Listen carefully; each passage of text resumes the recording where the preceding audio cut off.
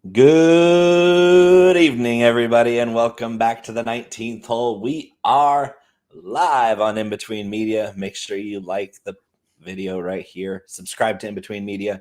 Make sure you check out everything we have to offer here. We certainly are not the type to do this for money. It's a banner day in the golf world. We are set to talk about the RBC Canadian Open, maybe a little preview to the U.S. Open at Los Angeles Country Club. However, it has come to light that we have a new agreement in the golf world, a merger of sorts. Money's flying around everywhere.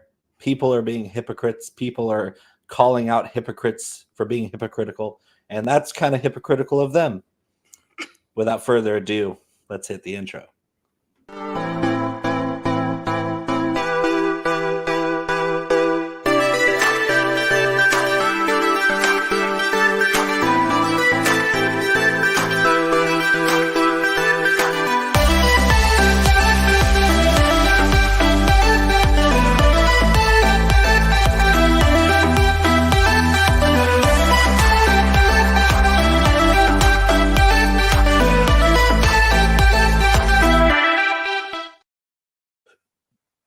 We're back in probably the biggest day in golf news ever. I mean, just calling it what it is.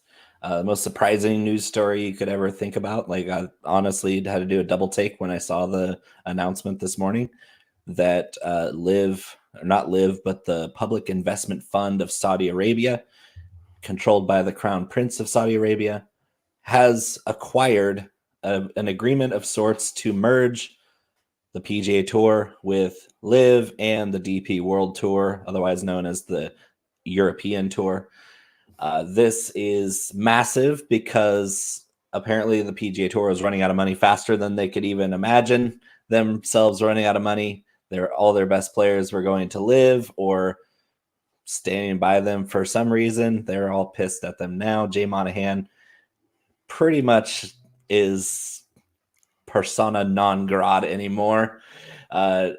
Conor, kick it off. You're wearing the hat. You got a big smile on your face. We knew this had to be in the cards, and as surprising as the news is, shouldn't everyone have seen this coming? That's exactly what I think. Like as you monitor like social media all day, like the outrage and the like shock and awe of the whole thing, you're kind of just sitting there going, really, guys? I mean, like, yeah, you can have your stance and your political beliefs and all those things, but at the end of the day, like I don't think there's anybody who follows golf closely that didn't see the eventuality of this. I mean, one league was going to have to fold, one league was going to have to make a choice to absorb them or partner. And there's been a lot of play lately, especially with a lot of the LIV guys being able to come over and continue to perform. And some of that stigma has been fading away slowly. And, I political stuff aside, I think that this as a general statement is pretty good for the game. Yeah, as I think it's a good thing for the game. The product will improve. The competition will restore itself back to normal, where the best players in the world aren't only going to meet up 4 times a year. We're going to get the best of the best up against one another a lot more often than we have this year. That's a good thing for the game. At the end of the day, money talks. Cash rules everything around me. Yeah, that's all true. Yeah. Wu-Tang forever. Evergreen as always. But the real story here is Jay Monahan. Is this guy the biggest piece of shit hypocrite that's ever graced? I mean, commissioners of professional sports leagues have a pretty low bar to cross. And this guy is tanking his reputation faster than anybody has ever tanked their reputation as the commissioner of a professional sports entity. Hilarious. I wrote a blog about it for In Between Media. Make sure you check that out on in-betweenmedia.com, where I wrote more of a soliloquy about how there is blood tainting the sport right now. The money is only thing that matters to these people. We can joke all we want. We can be cynical all we want. But at the end of the day, none of it matters except for if we're being honest with ourselves. And everyone here in the golf world has been honest, except for Jay Monahan. So kudos to you, Jay. I hope the money was worth it. I so 100% agree with you, Jay Monahan. But I don't think anybody would argue, even over the course of the last year or so, that Jay Monahan is just a fine, upstanding, honest citizen. Yeah, we never got that impression, did we? So I mean, this again is another element of this that is not shocking to me in the least. But I think as more details have come out on this and the complete lack of direction, structure, or otherwise that is being presented, there's a lot of rumors that this was going to get leaked, and that's why they made the announcement. So, in somewhat defense of the PGA, I think given the proper amount of time to really hash out everything and get formal agreements aligned and so on and so forth, I think we'd have a lot less shock value, a lot less anger floating around. I think the players, in a lot of ways, I think once we get the details on this, I think the players are probably going to come out in a better place. You're going to have more events. You're going to have a better field, better endorsements, better revenue to the tour. They have every right to be pissed in the short term. 100% agree with that. Like I was saying, we're talking about even Rory McIlroy had no knowledge of these negotiations, and he's on the policy council. I don't know that that's going to be the truth when the dust settles. Like, I find it incredibly. That's the news right now. I know, but I find it incredibly ironic that 7 weeks ago, Rory starts having this mental meltdown, takes a break for mental health, comes back, is a staunch proponent of not talking badly about LIV. And ironically, you hear from the LIV Tour and the Saudi People's Fund that the negotiations started 7 weeks ago over lunch with Jay Monahan. So I think you're going to have a hard time regardless of what information comes out in regards to Rory, of convincing me that Rory did not know anything about this, didn't have an inkling, nobody mentioned. I think what's closer to the truth is that he didn't know that anything was imminent. I think that's true. Yeah, I think the story dropping this morning blindsided him just like everybody else. But how about the face of the tour, the face of the game, the guy that the Saudis offered $800 million to? Tiger Woods himself didn't even know. That seems a little perplexing to think that that's your poster child. That's the person who draws people to the game more than anybody has in history, and no clue. It's like, you don't blindside the face of your sport. Come on. Agree with that. To your point, I think everyone was blindsided in the vein of it being announced today. I'm going to be very, very, very surprised to find out that none of these guys had any semblance of a clue that this was being talked about, being met upon.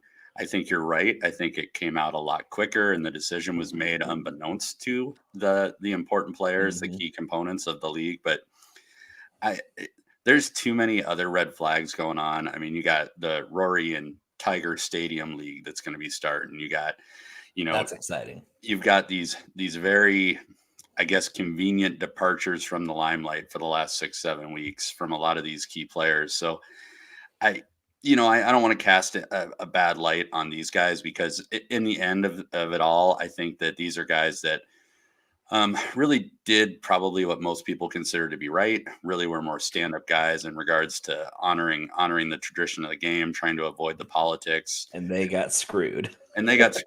Yeah. And so I think there's going to be a lot of backlash for that eventually. But I don't know that we can claim completely dumb here for these guys. Somebody knew somewhere and somebody heard something. Yeah, there's no such thing as an airtight, non-leakable story of this magnitude.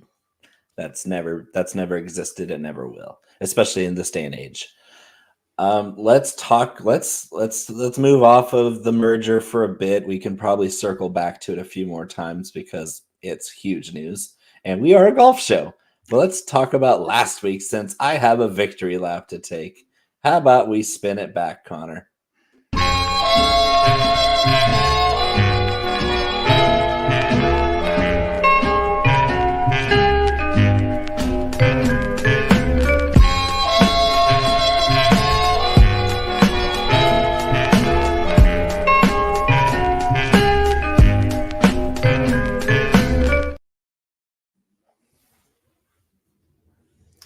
Thank you. Yes, it was your boy, the King of Spice, that predicted that Victor Hovland would win the Memorial last week. What happened at the Memorial at Jack's place, Connor? Some of the stuff that we predicted was real close to happening. We both were on Mr. Victor Hovland.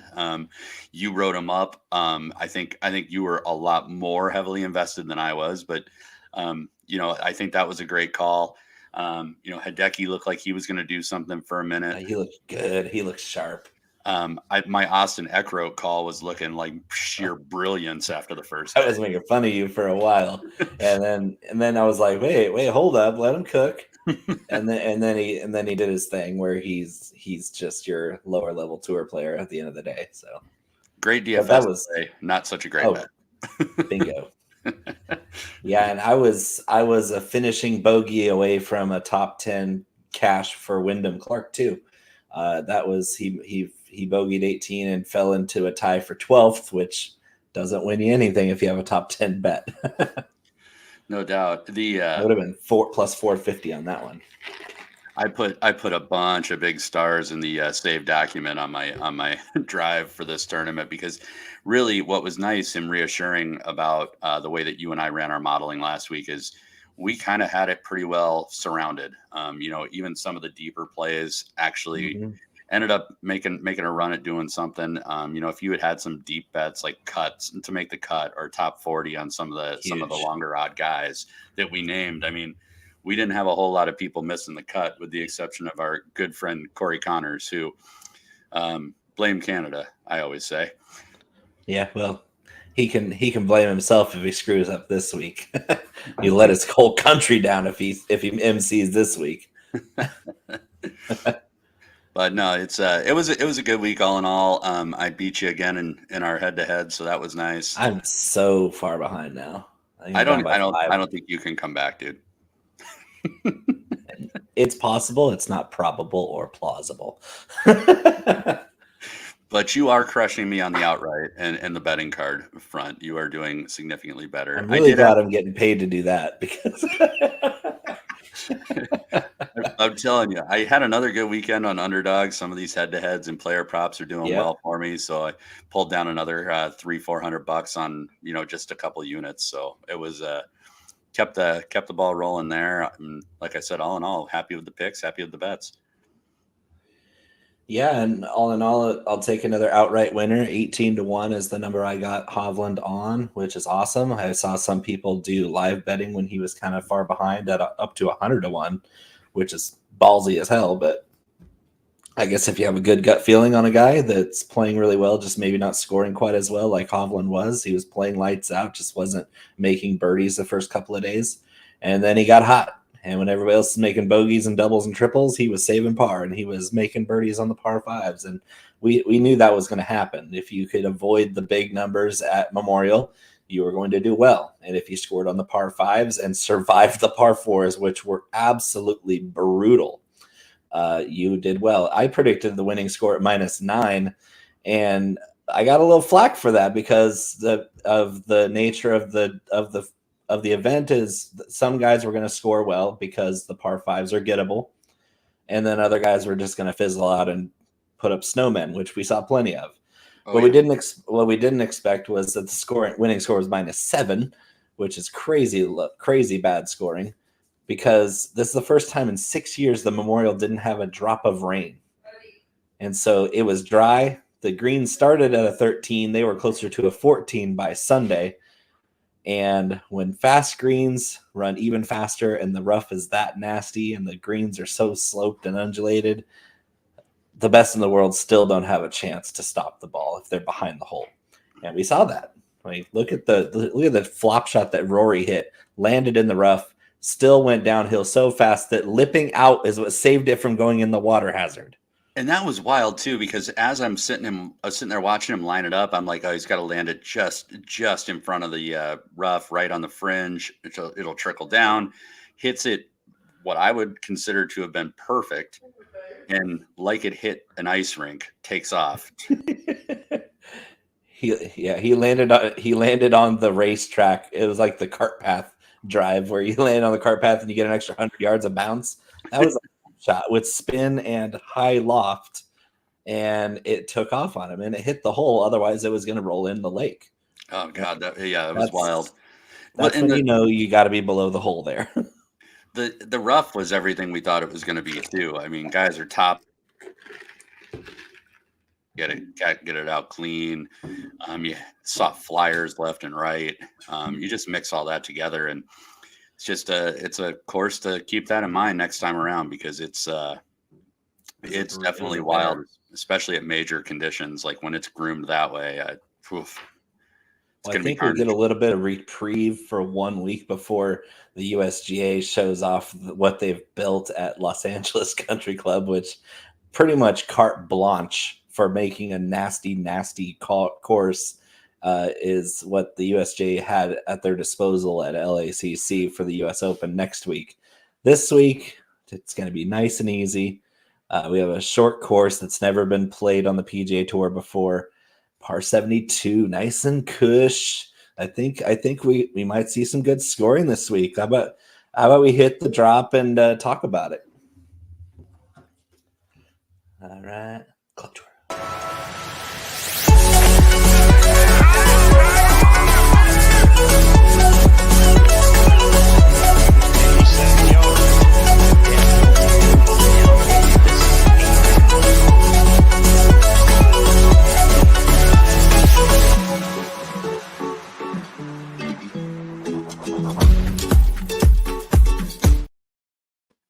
First of all, Connor, what are you drinking this evening? First of all, I have the U.S. Open early bets preview up at IBT Media as well, so be sure to swing over there. And if I recall, the last 2 times we've done a futures betting column, we've hit quite nicely. So might want to pop over and check out my early picks for the U.S. Open when you get a minute. And you did predict the winner of the PGA Championship in your early look, and I only missed the Masters by, well, we thought we had it there too with Brooks, but we were close. My old standby, original Maker's Mark. Yep. Maker's Mark definitely does not do it for the money. No, they do not. They do not do it for the money. When you can find a bottle of this for $25-$30 max, and it's steadfast, man. You can't go wrong with Maker's. And anytime I'm upset with other people being greedy and hypocritical, I go for Woodford Double Oaked. It's ironic, isn't it, that we both selected the whiskeys we did this week? Yeah. But I'm a giant fan of that Double Oaked. That anything from Woodford, really, but the Double Oaked in particular has just got such an amazing flavor to it. This is a store pick, too. Yeah. Another one you can send my way. Never. All right, let's talk Oakdale. Is that what it's called? Oakdale Golf and Country Club? It is. Do you know where it is? Toronto. That's correct. Yeah, I did my research. I host the golf show. I might want to know a little thing about the course. No, I know you know as much as I do about this one, but I get to ramble for the next 5 minutes every week. So it's a par 72, 7,250 yards ish. They can stretch it a little bit. Doesn't really matter. It's a relatively short course. We're back on bent grass greens. They are kind of a bent grass POA hybrid. We've talked about POA before. Can cast some funky shadows. Can get some weird growth late in the day. So these greens are going to be tricky, and most likely relatively quick. So. It is fairly similar if you're a course history person or tournament history person. It's relatively similar to last year's course, Royal St. George's. You can go back and watch our show for in-depth on that too, because the courses are very, very similar. We had very similar guys that we're looking at both years. I would honestly say that this is, like I said, similar, but a smidge easier. Fairways are a little more receptive. And they're a little bit wider. The greens are also potentially going to be a little more receptive, especially with some weather moving in for the weekend. It's going to moisten up quite a bit. Moist. There are some greenside bunkers, nothing to really worry about like we've seen in previous weeks. There's only water on a couple of these holes, so nothing really there. The biggest thing probably is actually going to be the depth of rough, in conjunction with the trees. Though the fairways are wide, the trees do come into play with some of the sight lines. We've got some overhanging branches, things like that are going to get in the way. So it is going to I be hate pretty those critical. branches. I hate those branches. Well, I and hit those every time. Yeah, if there's a tree to be hit, I'll find her. Yeah. But really, this Bo already hit on it. This should be a bit of a score fest. This really is not going to be a tough course. We've got a pretty mediocre field. It's definitely top heavy. The holes here are all scoreable, all short. All your par fours are pretty much under 400 yards, with the exception of a few. The par fives are all under 550. The par threes are all under 200. So yeah, I mean, the things the things I'm honestly looking at are really I just a little bit of accuracy off the tee, incredibly good approach, not only from the distance we usually dial in at, which is like 175 to 200. But I also really like guys that are going to be good from about 100 to 125. I think we're going to see quite a bit of controlled wedge shots on this course, especially from some of the bigger hitters with accuracy. And putting, we already hit on that too. Putting is something that I'm definitely looking at this week. These are not going to be easy greens. A lot of undulation, a lot of kind of slope, not only front to back, but back to front. So you're going to see guys struggle on the putting surface if they're leaving themselves a little bit long. So I think that's all I know about this wonderful course. With that being said, Rory McIlroy plus 450 to plus 500 is your average line on the two-time defending champion of the event at two different golf courses, and with 2 years in between his first victory and second. Last year he won at St. George's, and then 20 and 21 were washed out by the pandemic. He won in 2019 at a whole different golf course. I can't even remember the name of that one. But he's looking for his third consecutive win at the event at a third different golf course, because they do a rotation, just like the Open Championship for the RBC Canadian. This is the first time the Oakdale has hosted the RBC Canadian Open, but it has been added to the Rota and will be returning for its 100th anniversary in 2026. So that should be cool to see what this course has to offer in its first event on the PGA Tour. Rory, are we buying short odds? But he looked really good last week. I just don't know if he's all the way back, and especially with there might be a few distractions this week, if you know what I mean. Yeah, he'll tee it up, but I don't think he's going to be worth a damn this week. There's going to be takes a lot for you to say that. There's just going to be too much nonsense, and Rory continues to prove that he just mentally is still not quite there. I mean, even last week, he had everything going his way, and that should have been his win, running away with it. And I mean, what did he end up shooting? +3, +4 on Sunday?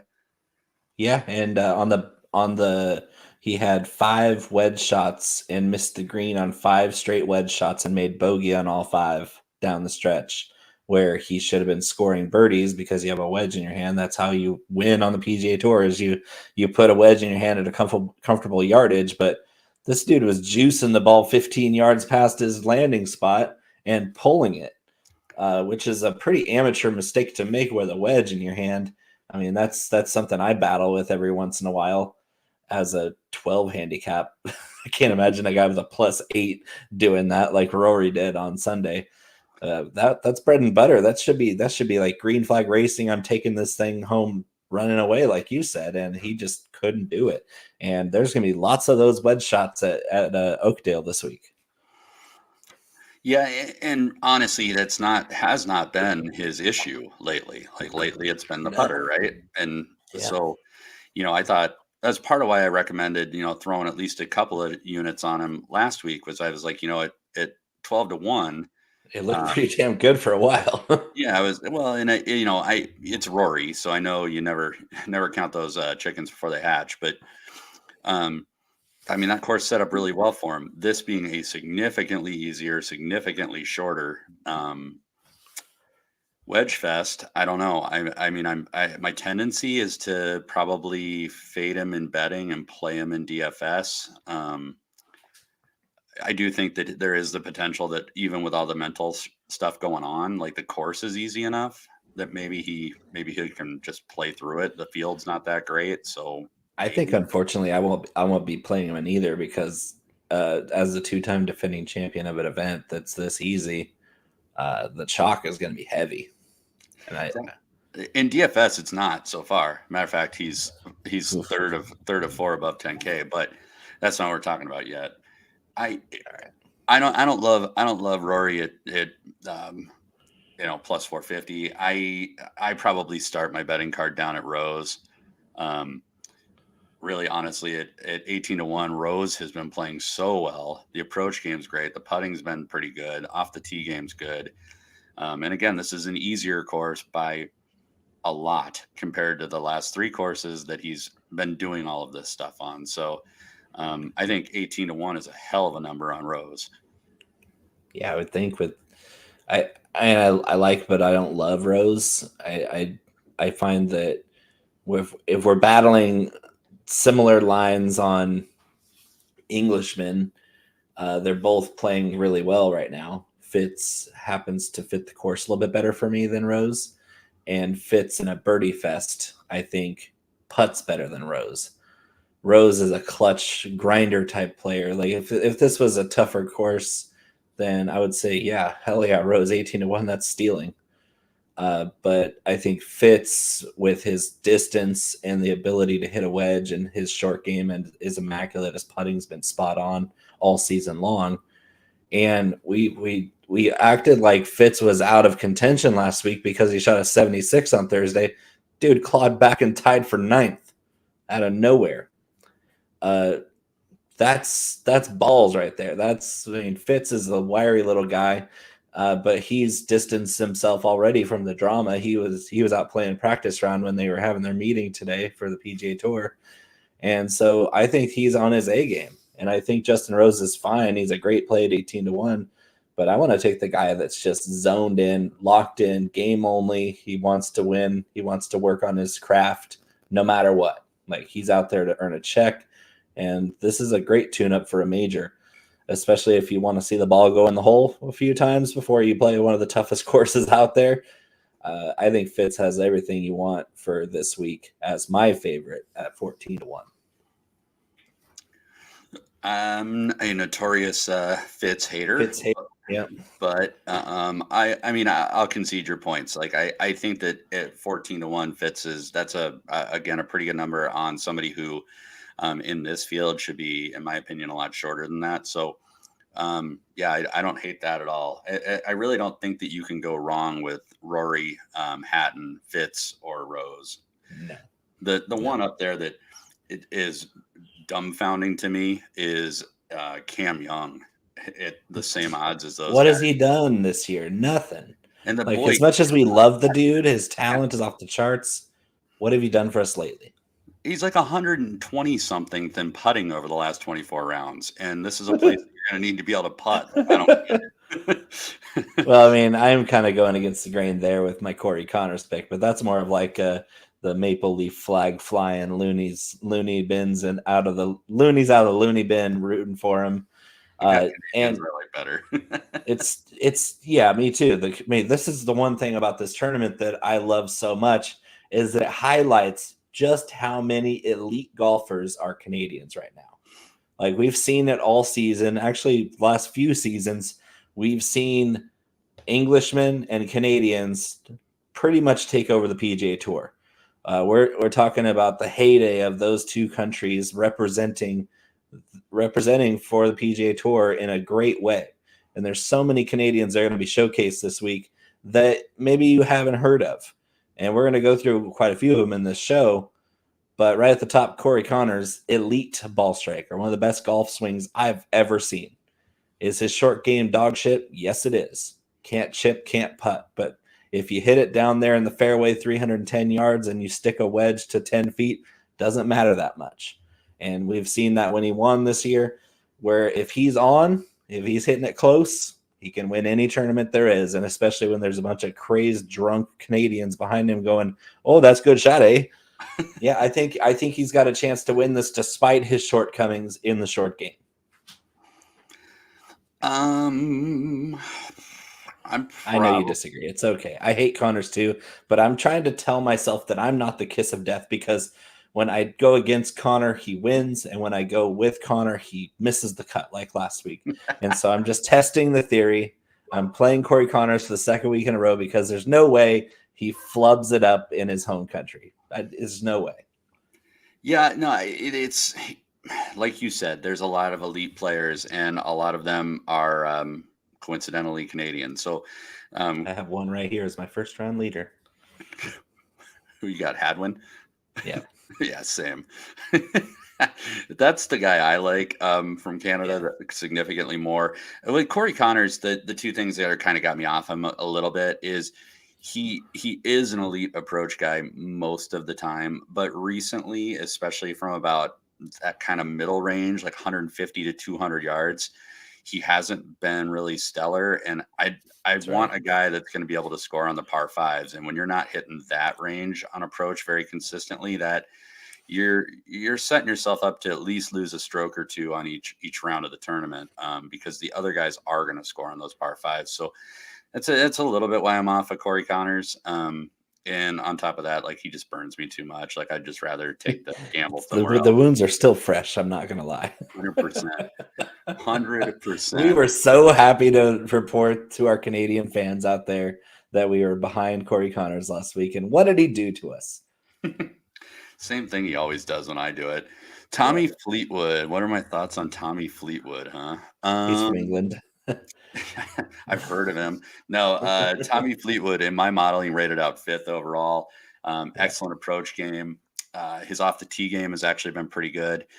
He's in the top 20 there. Putting has been his Achilles heel. He's 80th in this field and I ran it on tough bent grass greens. So I put some parameters on it, and he was 80th in this field. 80th in this field? It seems bad. It's not what you want to see spit out on your model, especially because I was pretty hot to trot. I was, ready to play Tommy Fleetwood, not only in DFS, but on the betting card. And I just, the couple of things with him that are red flags, that putting doesn't do anything for me. And then his overall birdie or better average is only in the top third of the field as well. Specifically, really important this week. Yeah, specifically just not really getting it done consistently. He does okay on par fives, but then you kind of pair that with his proximity not being great from a 175 to 200. And I will say with Tommy, I like Tommy on harder tracks, tougher conditions. Yeah, he's a grinder. He's a short game grinder. And that's why he's fresh in our minds. He's been playing well in this very tough stretch of the calendar. But this might not be the best fit for him to go low. Like, we need these guys to be, I'm predicting 22 under par winning score. If you're going to be predicting something where you're going to have to shoot in the mid 60s all 4 rounds to win this thing, I don't know if Tommy Fleetwood has that kind of firepower in his arsenal, to be honest. He can get smoking hot, don't get me wrong. And I do think something that's really nice in this field, but is that he's 20-1, right?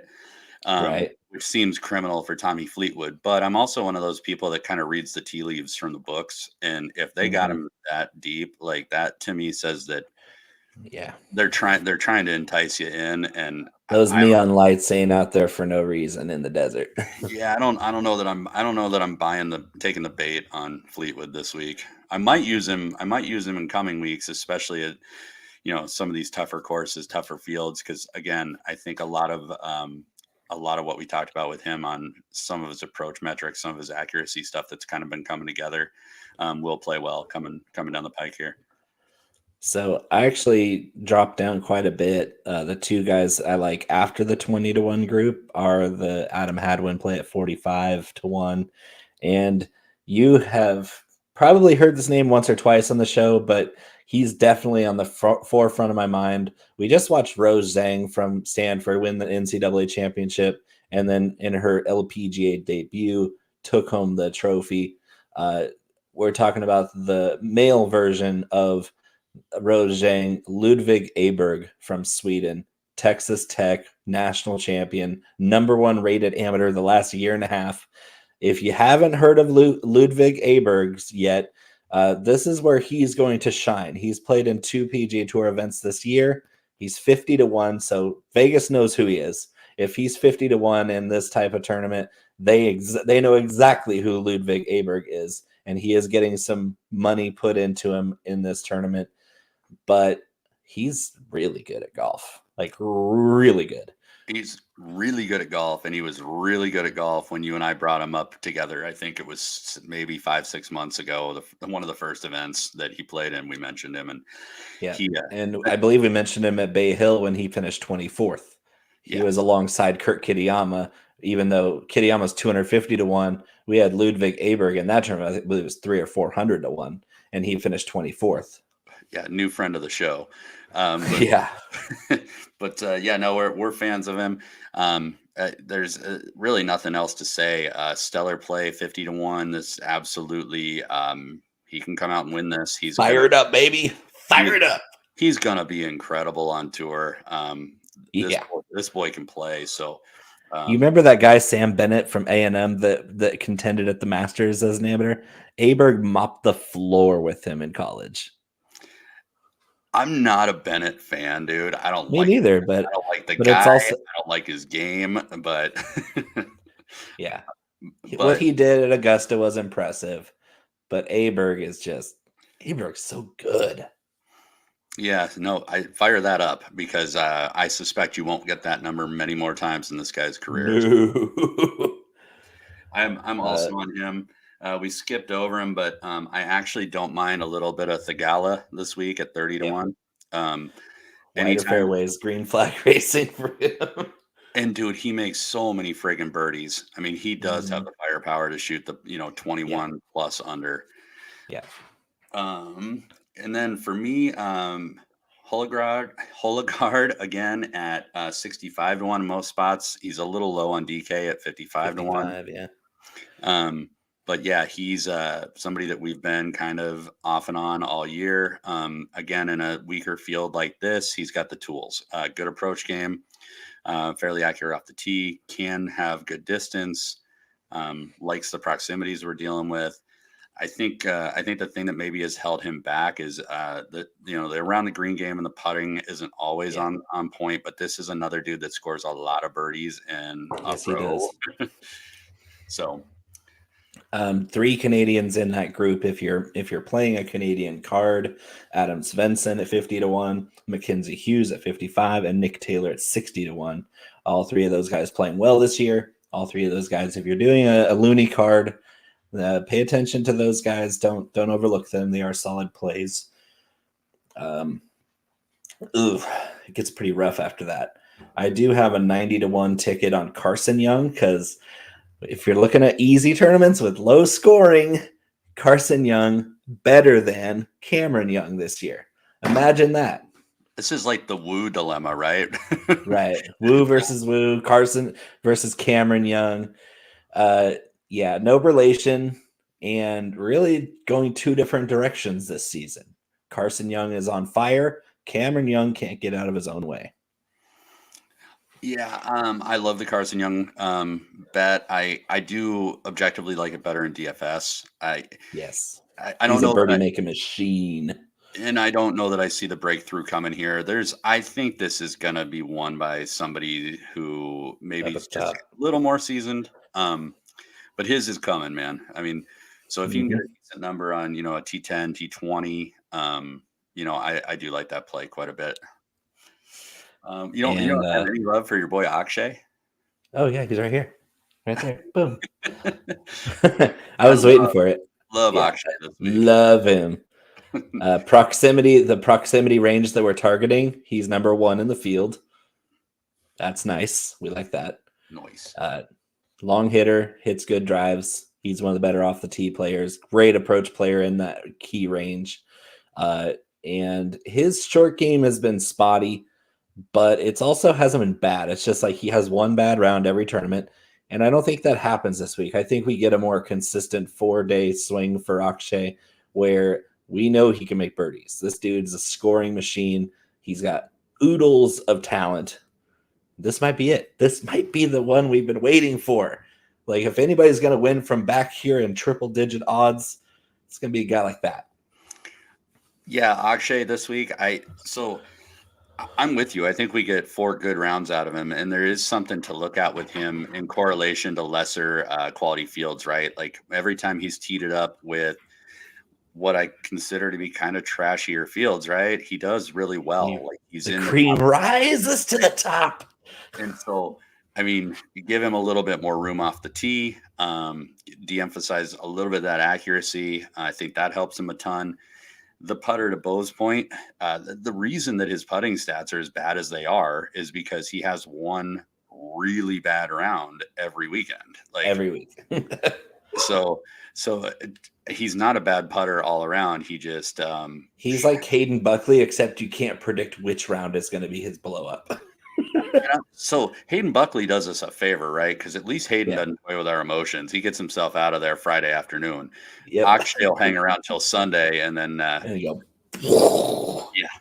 just poof, gone. But I'm you and I are in lockstep. I think Akshay puts together 4 rounds this week, so I definitely love that number on Akshay. We need it from you, Akshay. We don't want to see triple digits next to your name ever again. Make him know who you are.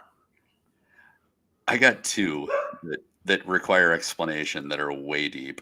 I don't have anybody deeper than Akshay this week. But to your credit, we nailed the top heavy field. We think one of these top guys is going to win pretty steadily.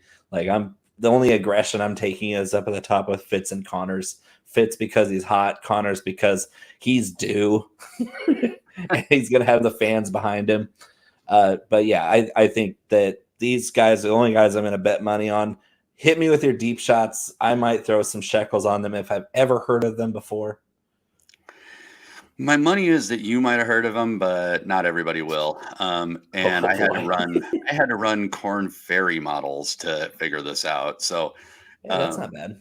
But when that's one fun thing I do in my spare time at the bottom of these lesser fields is I go and I Google people. I'm like, I don't really remember anything about him. So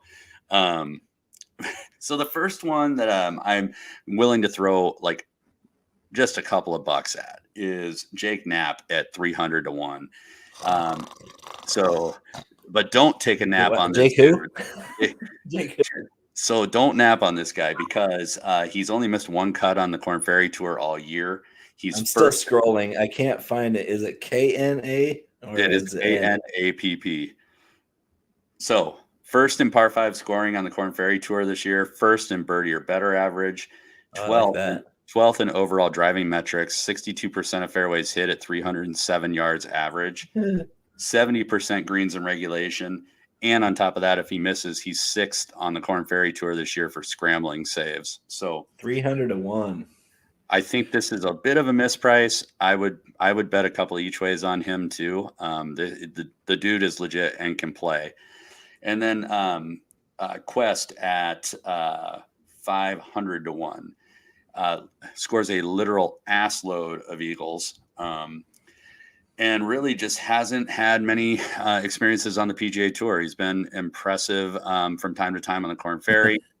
It's Quest with a K, just like Nap with a K. Yeah, it's like, Nap with an N. No, it's Nap with a K. And Quest with a Q. No, it's Quest with a K. Kuest. So Peter Quest, I think is how you pronounce his last name. It's gotta be Quest. Interesting thing is his last start on the tour was at the Byron Nelson, where he finished 14th. So and I'm guaranteeing you nobody even noticed his name scrolling by at 500 to 1. That was a much better field and arguably a tougher course.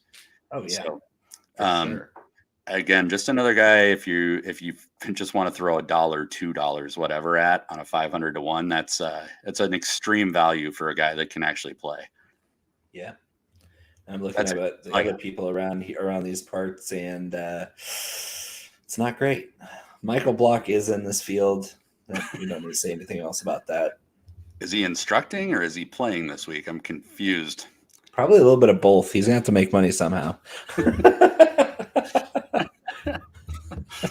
Here, live tour, and thought maybe you could show up and get a bonus or something.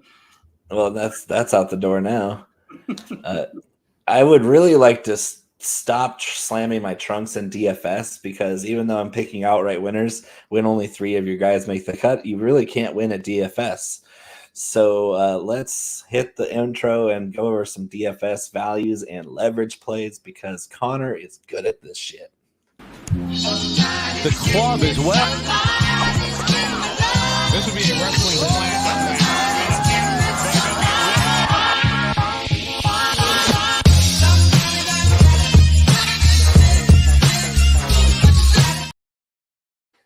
So I was looking at the betting cards here, and right next to Quest, a little bit below him, was a guy named, where'd he go?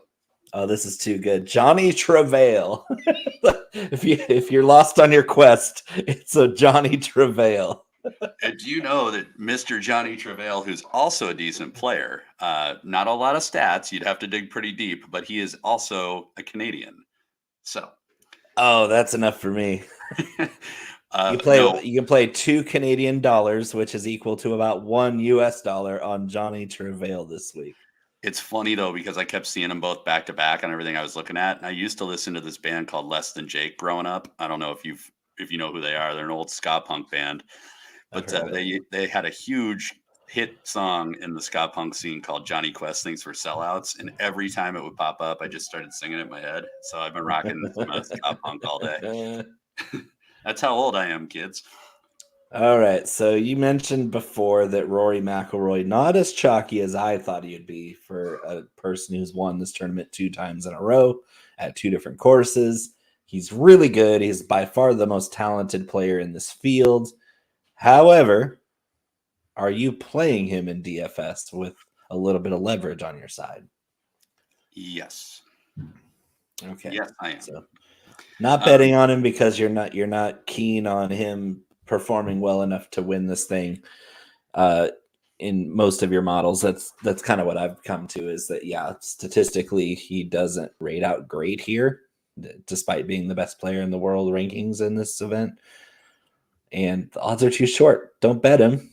When you get him on your 6-man roster with a little bit of leverage, that seems like enough for me. That was enough last week. He was a great DFS play last week. Yep, he definitely is. And in this field, dude, even Rory, if you flash back a year ago in this field, I don't know what he was, but I'll bet you it was more than 11.5.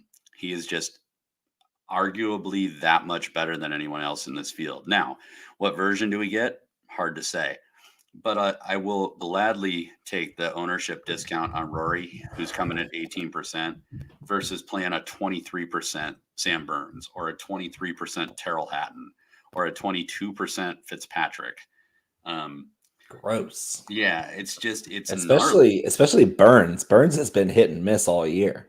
Yeah, you want to talk about inconsistent and underperforming? Like, he's missed 4 cuts. Nobody up here missed 4 cuts this year. I clicked on his profile and that was the subtitle. So, I mean, like, it's just, he's just not doing well. And he's coming in at the short odds on the books, and he's coming in at like over-owned in DFS. Like, I gladly will pivot to Rory. That's what we call an easy fade in the business. In the biz. I will eat some chalk on Tyrrell Hatton. He's the only guy up here that's averaging anywhere close, or he's the only one in this field averaging more fantasy points in DFS than Rory McIlroy is this season. So Tyrrell Hatton is, I think, kind of worth the chalk for me if I'm going to start there. But that's just like, I'm just going to match the exposure to the ownership that I'm predicting to it. If I assume he's going to be somewhere between 20 and 25%, that's about how much I'm going to expose myself to Tyrrell Hatton, because I don't want to miss it if he comes out and plays lights out, because he's a great scorer of the golf ball. Tyrrell Hatton can score with anybody. In a field like this, he can very easily run away and make 15, 20 birdies and take this thing home. So you can't shake a stick at Tyrrell Hatton in this field for DFS, even with the ownership. But Sam Burns, easy fade. Fitz, kind of borderline. He's not the best DFS scorer. I think I'd rather bet on him because he's a winner. Like, you see him just like make it happen out of nowhere. But he'll score 63 fantasy points in the process. You're like, dude, how the hell did you win when you got outscored in DFS by 15 points by the guy that finished 7th? Yeah, you'll have Tony Finau scoring 110 DFS Exactly. points, like 20th place. Fitz wins the tournament, scores like 78. Like, what the hell? Right? What is going on? So yeah, Fitz, great for betting, not so much for DFS. He's the anti-Rory McIlroy. I'm with you on Hatton. I did say Rory's the easy pivot there, but Hatton rates out number 1 in my model, so I will 100% play Hatton as well. I know he's the chalk of chalk this week with Justin Rose. He's coming projected at 24, but what I think is kind of an interesting potential way to get Rose in and be different is to start up top with either Terrell or Rory and then go right to Rose. Because once we get down there, there's enough talent in the low 7s and upper 6s that you can make that work. I completely agree. I think Rose is coming in so chalky at 23 because, one, he rates out very well. I mean, he's number 3 in my modeling. He's excellent. Too cheap. He's too cheap. Too cheap at 9,700 makes building a lineup really easy. How is he cheaper than Connor's? That's how I don't understand that. And I mean, it's only $100, right? But still. I think that Canadian narrative and it gets mixed into the pricing. Like, yeah, Corey Connors, I like Justin Rose better than Corey Connors. Bias aside with Corey Connors, I just think Justin Rose currently is playing better. And I think Justin Rose as a player all time is a significantly better golfer than Corey Connors. Oh, yeah, of course. And Connors has only been a real story this year. Like last year, we were pissed at him because he didn't do anything for us. Every time we played him, he screwed it up. And I went a couple of times with him this year, and all of a sudden I'm the Corey Connors whisperer until last week. I mean, I'm just hoping I'm not a jinx on the poor guy. But Justin Rose, yeah, the resume speaks for itself. The fantasy scoring speaks for itself. He's averaging 5 full points more than Connors this year per game. He's scoring more than Cam Young is at 9,300. Lowry is another guy that's not a great DFS play. That's going to be too chalky for his price. Too cheap, really, because he's been contending lately, but he doesn't score any fantasy points. You have to take these plays with a grain of salt, because if they're popular and they're not going to really score you a bunch of points, and you're going to be overexposed to a guy that everybody's going to have and just fall in the middle of the pack, you're not playing DFS to min cash. You're playing to win the whole thing, and you're going to have to take risks. And Shane Lowry and plays like that are just like, they're just not worth filling your roster with. That's just my opinion.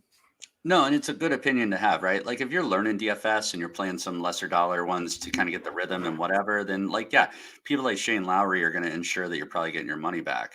If you're playing higher stakes stuff, where you're talking 5-6 figure, even 7-figure returns, playing people that are riskier but have the output and DFS scoring, I mean, that's the name of the game. So, I never suggest anybody, overspend or overbet, but you gotta look at the tournament you're playing in. If it's low stakes, play some chalk so you keep winning money every single week. Double up. If it's high stakes, take the risks. And Shane Lowry, in my opinion, in this field is pretty live to finish top 20, top 10, which is great, but he's not going to score you a ton of points, and he's just a piece. He's not the differentiator. He's vanilla. And you need some chocolate with sprinkles and a cherry on top, and I believe that's Sahith Theegala. Talk about fantasy scoring. This dude's a dynamic birdie maker, especially on courses like this where birdies are required to win.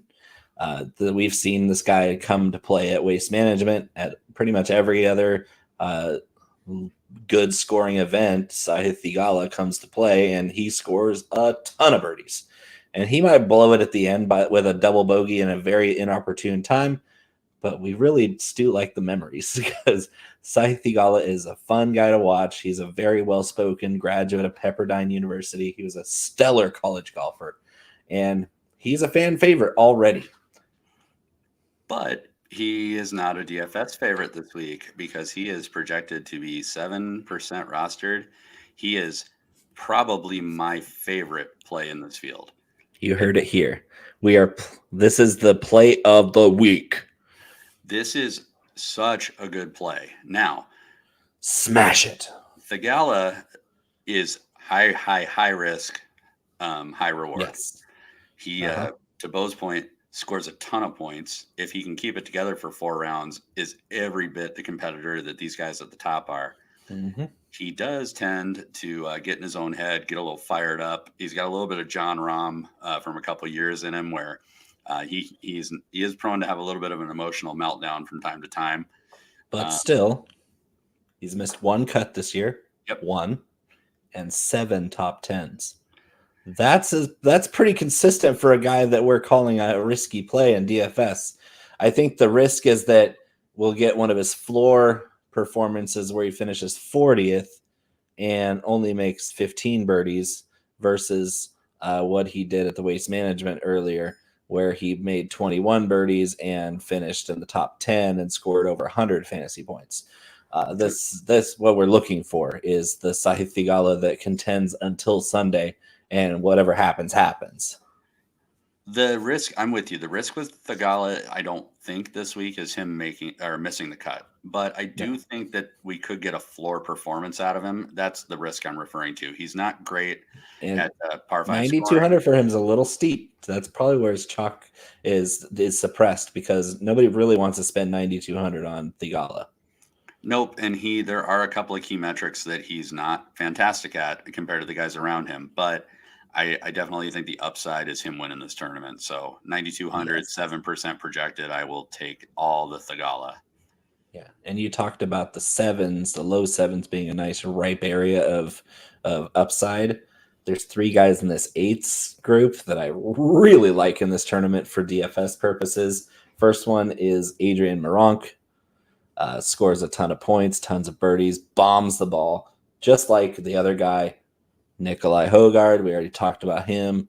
Firepower out the wazoo. And then, of course, our guy, Ludwig Aberg. DraftKings knows who he is, too, because he's 8,300 on DraftKings. That might actually help us in the chalk department, too, because a rookie getting that much price markup at a Canadian Open seems pretty fishy to me. That the odds are 50-1 for a relative unknown, and 8,300 is not an introductory price on DraftKings, my friends. So the only guy in the 8s that is in double digits is Keith Mitchell, who I will not fade. And then my favorite play, which I'll get to in a second, is only coming at 2.2%. But to your point, all those guys you just rattled off are in my player pool because they are great differentiators for your lineup because of the rostership. Not a one of the guys Bo just mentioned is over 8% projected, which is excellent for your lineup construction. But Ben On is my probably favorite play in this range, 2.2. projected. Not that matters in this sea of 8s, but it doesn't matter at all because he withdrew. When did he withdraw?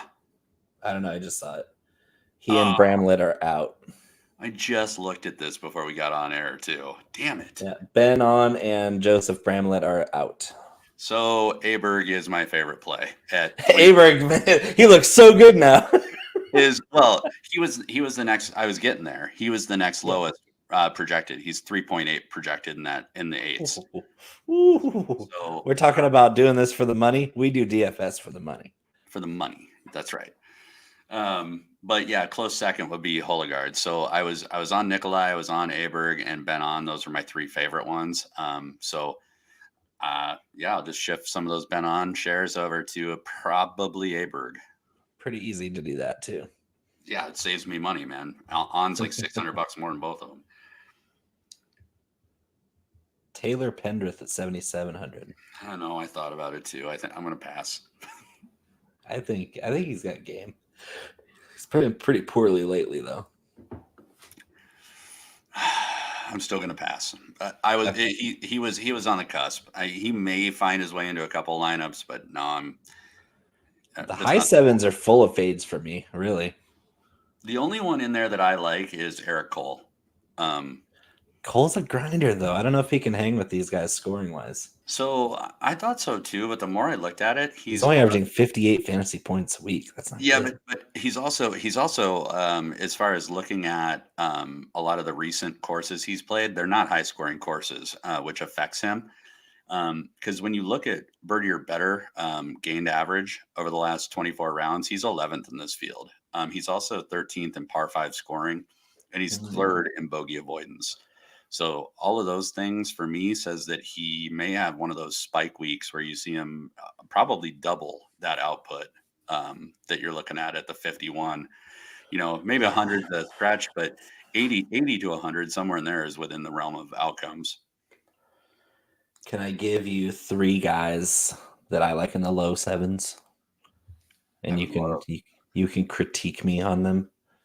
I like Will Gordon. I like Ben Martin. I love Homeless Hubs because nobody puts the lights out in Canada better than Homeless Mark Hubbard. Love Hubbard. I'm a sucker for Hubbard every week. He's the best follow on Twitter. Oh God, he's so good. And he's one of those that, like, I know he gives a shit, but man, is he good at putting out the vibe like he doesn't give a shit. Because he really doesn't. He's not a high stress guy. This is the guy that went on a bender on Saturday or on Friday night because he thought he was going to miss the cut. He ends up making the cut on the number and plays the next round out of his mind, 6 under on Saturday, fresh off a nasty hangover. And that's just a fan favorite. It's like, if you want a Canadian to root for, it's Mark Hubbard. It's my kind of golfer, man. So yeah, not going to fight you on Hubbard. Low 7s. We did skip somebody that I have some interest in with Vincent Norman. Vincent Norman is probably a name a lot of people aren't super familiar with. Norman, 2 R's, 1 N. Correct, sir. He is. You should change your name to Conor with 1 N and 2 R's. Conor. Next week. Conorman. I had to cut my name over here a little bit because it was Conorman obstructing my double chin. You couldn't see my chin. No, I was going to say though, a lot of the same stats, or at least same ballpark as Eric Cole. So it's typical, it's kind of standard type of golfer that will probably get through the cut, has some upside to him. Akshay is down there at 7,200. Cheap. Like him, I think that's a great value. Carson Young at 7,100, another great value. Yeah. And then the 2 that popped for me that were weird, since we're talking about the low 7s, Scott Piercy and Ches Reavie. Gross. So I hate playing Ches Reavie because I can't get him right either, but he is an excellent approach. Because he's never right. I'll be honest with you. I don't think he's ever been right. So he is right from about 150 in, which is critical here. He's so right, in fact, that he's 3rd overall in this field. So is he going to have that yardage when he only hits the ball 275? Well, here's hoping, because I think that's part. Here's hoping. Cross the fingers. But I do think that he's going to see that distance at 150 to 175 a lot more frequently than some of the other guys. He is shorter off the tee. He has actually been a little more accurate as of late. And he's also, surprisingly, because this doesn't normally coincide with Ches Reavie, been pretty good at avoiding big numbers. He's number 7 in the field for bogey avoidance. So he can get you some scoring opportunities, and he won't give them back typically. So I think Ches is a decent play. But Scott Piercy is just number 1 in this field for birdies or better gained. So he scores a lot of DK points, and is somebody who has a very stout approach game. So agree to disagree. I know you don't have to love him. I'm just saying. Yeah. All right. Anybody sub 7 that you're hanging your hat on that we haven't covered yet? You went over Nap and MapQuest and. Well, I, for one, am going to play one of the 5 greatest rappers of all time at 7 flat, Dylan Wu. So for all the reasons we've been loving Dylan, I'm going to keep rolling with him. Wu-Tang forever. Wu-Tang forever. There's so much hip hop and rap involved with my Dylan Wu pick. But no, joking aside, Dylan Wu, 17th in the field on approach, 6th in the field for birdie or better, and 2nd in the field for shots gained on par fives. So just a couple of stats that are pretty important. The flat stick fails him from time to time, which is kind of going to be the real challenge this week for him. But I like the overall off the tee and approach game with Dylan Wu. And like we talked about earlier, he's proven to be the better of the two Wus. So 7 flat seems like a pretty good value in this field. Heck yeah. All right. You were mentioning Korn Ferry Tour stalwarts earlier, and we're talking about Canada because it's the Canadian Open. How about our guy at 6,800, Ben Silverman? I think he's got a chance to be that last piece of a winning lineup that nobody's going to have. Ben Silverman, 6,800. He'll be my last player in. I'm just going to ride the wave because the dude's stats are great. He's got a bunch of top 5s on Korn Ferry. He won in January at the Bahamas. Top 5 at the Lecom Suncoast Classic. Top 2 at the Hometown Lenders Championship. Is the Waffle House Open in there somewhere? that's not on the Korn Ferry Tour quite yet. It's replacing the Hooters Open pretty soon, and the Cracker Barrel Classic. That's my favorite one. Right, it comes with free trinkets at the end. Well, and the gift shop there is better than any other stop on tour. Yep. Ben Silverman is my last player in. Ben Silverman. I'm probably a pass on Ben Silverman. Just that's okay. That's okay. I'm just catering to the Canadian crowd today. That's nice of you to do. But the primary reason that I'm out on him is just because I will have, if I'm down here, I will have some shares of Nap. I will have some shares of Quest. For the Canadian viewers, I do like taking a couple of real deep shots at Trevally at 6,100. And then Kevin Roy, actually at 6,600, rates out 12th in my model. What? Yeah, and so your model has got some drugs, man. So I mean, I'll be transparent. My model is heavy approach, very very heavy approach weighted. And mine's heavy approach and birdie or better percentage. That's the main thing. Same with mine and par 5 scoring. I did weight too, just because. Samesies. So he's got to be decent on yours. Maybe not 12th, but he's got to be up there. I think he was like 30th, but not bad. So he's in mine over the last 24 rounds, 5th in approach, 8th in par 5 scoring, 17th in birdie or better percentage. Wow. And then the key proximities, 100 to 125 and 175 to 200. He rates out 24th and 25th respectively. So not bad at all. Not too bad. And he's not horrible off the tee. He's right in the middle of the field. So Kevin Roy at 6,600, I think, is actually a very solid play. The other guys that I mentioned, much more of a gamble, but they are guys that if you look at Korn Ferry information, you look at college history, things like that, they are very, very good players who you probably will hear in the future. So I just want a guy down there that's going to make the cut and tie my whole room together like a rug. That maybe you could take a nap on. Yeah, that's right. Do we have a football show going on, right? I don't know. I wasn't invited this week. I do have to get some dinner, so let's wrap this up. I do thank everyone who watched this momentous golf show on one of the biggest golf days, news-wise, that's ever happened. May you all do things for the money today and onward, since that's all that matters anymore. Thank you for joining us. This has been the 19th hole, always live every Tuesday night at 8:30 Eastern time. We'll catch you next week for the third major of the year in SoCal, in Beverly Hills of all places, at Los Angeles Country Club for the U.S. Open. We'll see you there. Have a great night. Oh, I got to hit the drop. Wrong one.